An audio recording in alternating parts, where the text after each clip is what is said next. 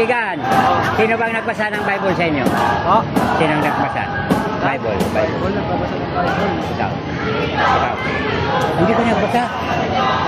Ikaw, ito, alam ko magbabasa ito, no? Ito po. Oo. Pero Katoliko kayo? Ito, born again, born again. Ikaw born again.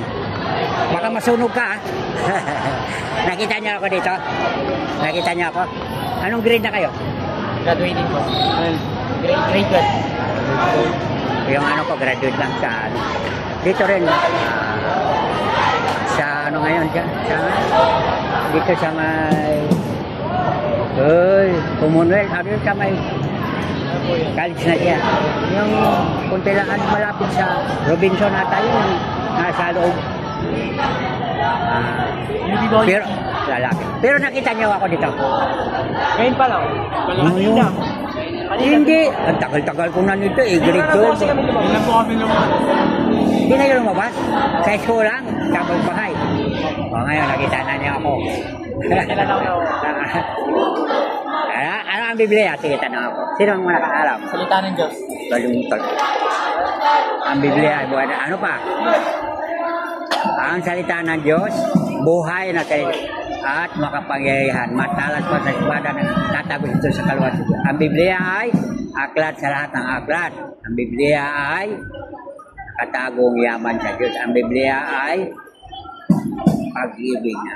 Diba? So, pag tayo nagbasa ng Bible, Biblia, kausap tayo ng Diyos, di ba? Pero bakit ngayon? Pag mag-preach, parang kukunti na lang, no? Pero bakit ko nag-preach? Bakit ako member ako ng Couple for Christ, member din ako ng Bible Apostolate. Kaya lang, dito ako dinala ni Lord. Sa YouTube ko, spiritual. Makita niyo, spiritual. Ha? YouTube?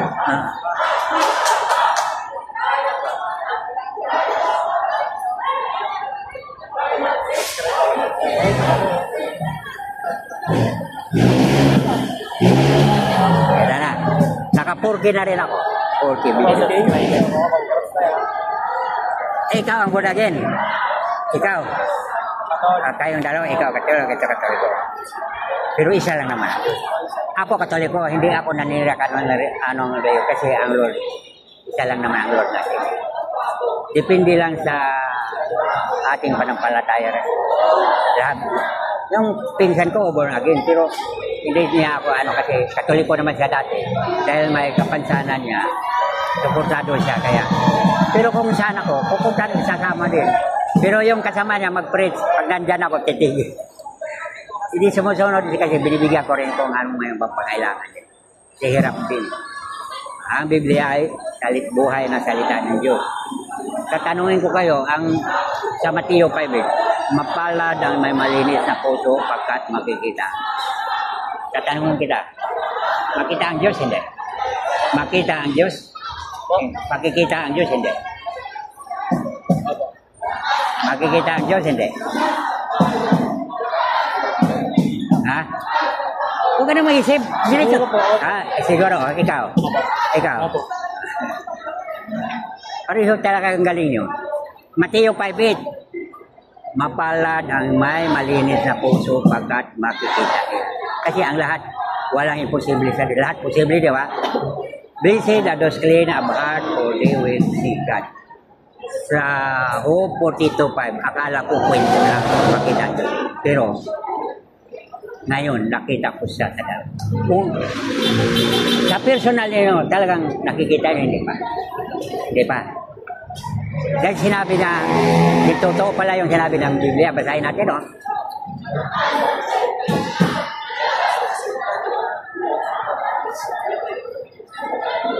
Pero Bisaya ito eh.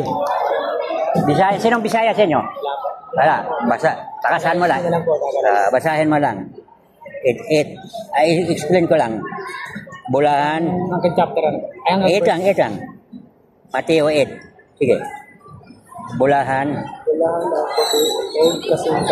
Kay makakita sila sa Diyos. Maliwanag, makita, di ba? Dalawa, bigyan nyo tayo isa pang verse bakit nakikita. Sa Hope 42.5. Ano pong ano, Mateo 5.8. hindi yung ano po kanina? Ano? Tagalog po. Ha? Ano po Tagalog? Ang Bisaya po. Bisaya. mapalad ang may malinis na puso pagkat makikita. Nalitable nakikita. Nabasa mo yung nakita. Kaya di na kailangan paliwanag kasi nakita. Sinabi na nakita, iba? 4.5. Kaniya do noon, nasayod lamang ako na sa sulti. Sa kwento lang. Sa iba.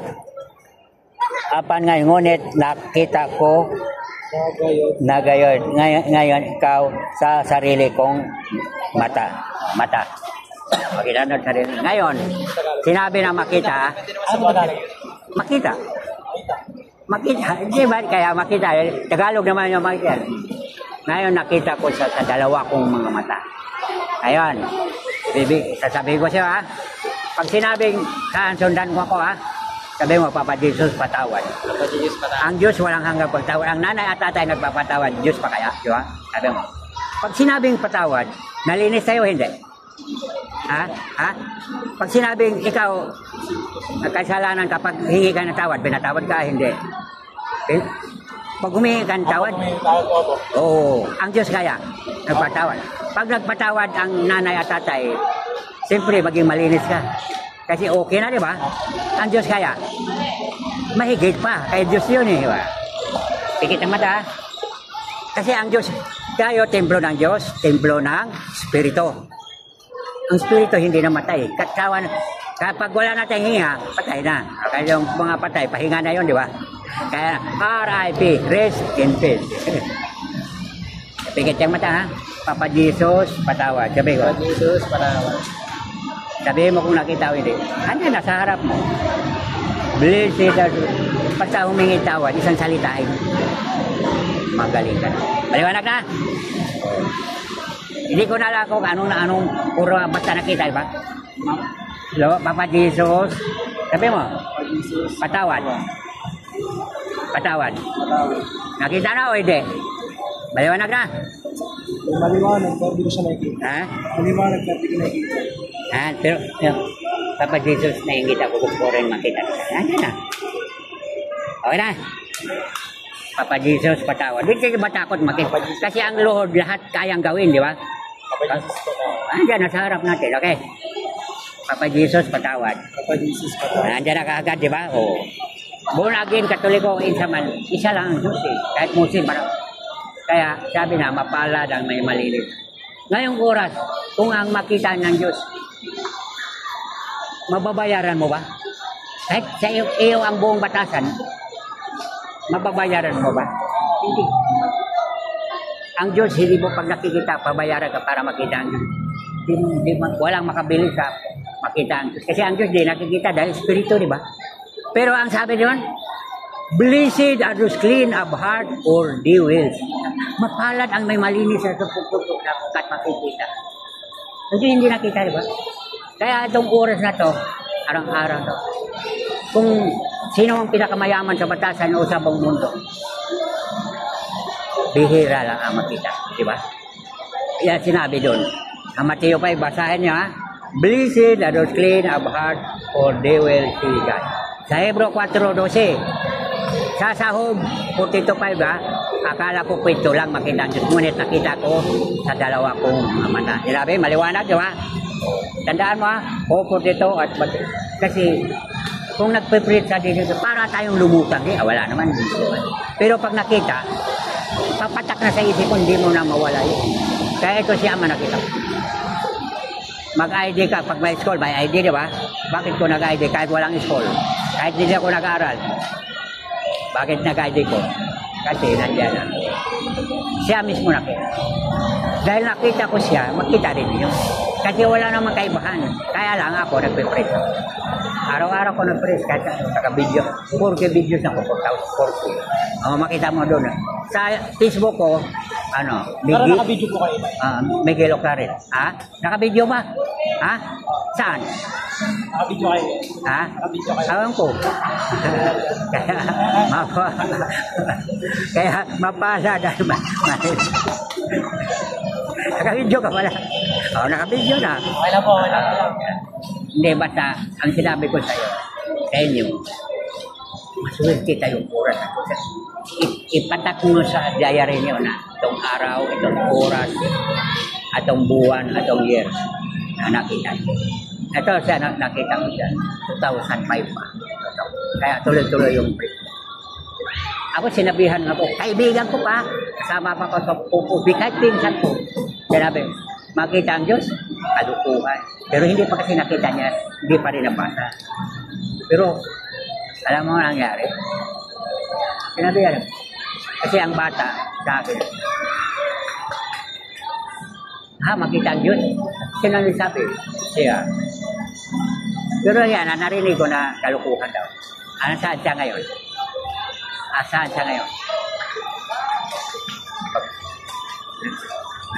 Sinisira mo ang alat. Kinuha na siya. Kinuha na siya. Namatay na siya. Plus pa may kasama kami dito. Sabi na, parang hindi na ano. Pero siguro, ang bawat isa may ano. Pero, ang namay, kahit tawagin mo sa ngayon, ay, kawan ko, ikaw magana mo. Kasi, ang pagdadasal ay pangyarihan yun. Prayer is the most powerful means of both physical and spiritual. Pagdadasal na pangyarihan.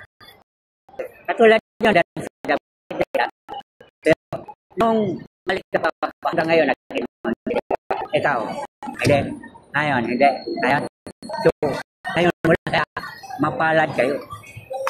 Basta yun matipay, blessing, adlusin, apart,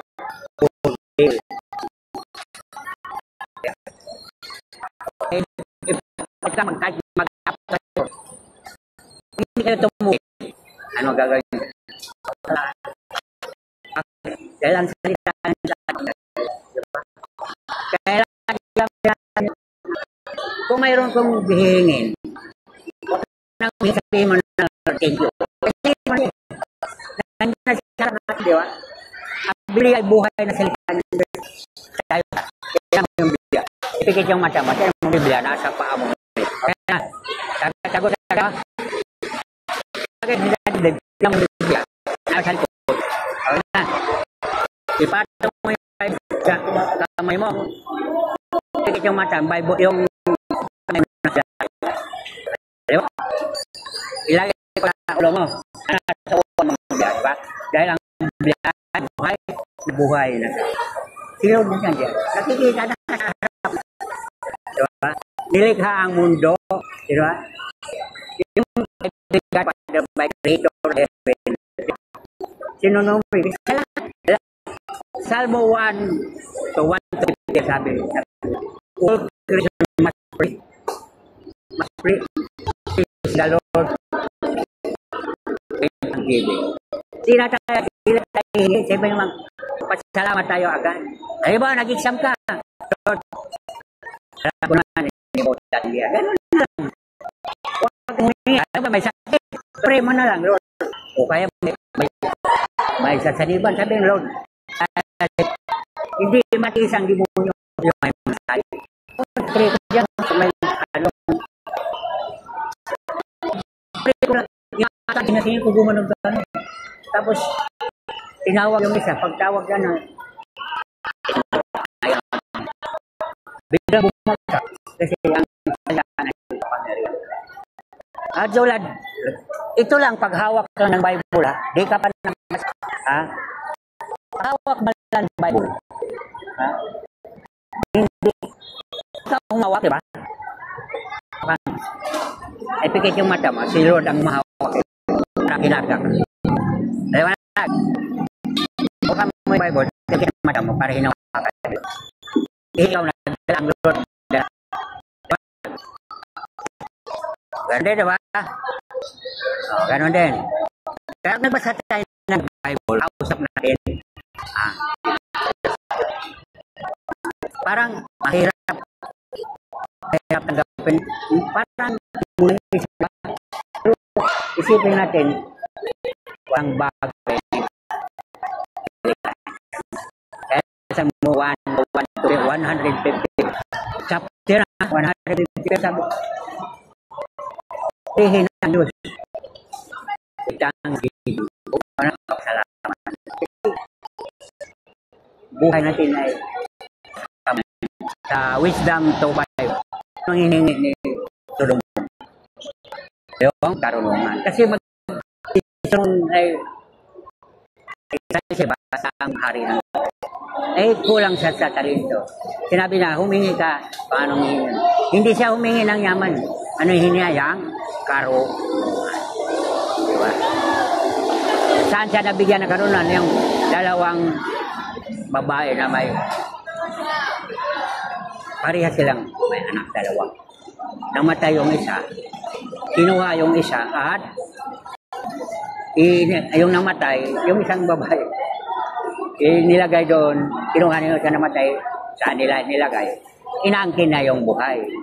Ngayon, pagdating kay Solomon, sige, para mag-equal ang ano niyo, kaya doon siya naging wise king siya. Kung sinong papayag kayo hahatiin yung bata. Narinig mo yung kwento na yun? Hindi yung tunay, yung isang babae na hindi tunay, sinabi na, sige, yung tunay, hindi siya papayag. Bahala, ibigay na lang sa bata, huwag lang patayin. Ay yung, sinabi nyo na, yung hindi tunay, kayo papayag siya, ay hindi mo anak, kasi pumahayag ka, di ba? Okay. Ikaw ba pa, anak mo tunay, kaya mo hatiin yung babae, bata. Ay yung babae na yung anak niya namatay, hindi siya pumahayag siya, ay hindi mo na pumahayag siya, papatayin yung bata. Ay, Solomon ang dawa, sis king. Okay na. Wala lang. Ang Diyos ay, basta, yung panalangin na. Kahit ulit-ulit yung kailangan namin bubuhay mo. Natubag yun. Kami tumalangin. Sangkin ang alam. Mapasami ng kaya. Nasa atin na. Hindi na pa. Nasa atin na. Sundin ang loob mo dito sa lupa. Yung kabilidad mo ang karuhan dahil sa God of Almighty, I believe in Jesus Christ, His only Son, conceived by the power of the Holy Spirit. The Father, the Creator, the Son, the Savior, Holy Spirit, ayan gumagalaw. Siya ang tagatulong, siya ang ngayon, Holy Spirit na ang nagodyok na mabuksan ang isip ko, papasok ng Espiritu, nakikita na siya ang rito. Ayun nga, ayun ba, pagkakas na latest, pag pumusap siya, huwag dyan dito. Kaya may suro doon. Di ba? Okay. Sabi.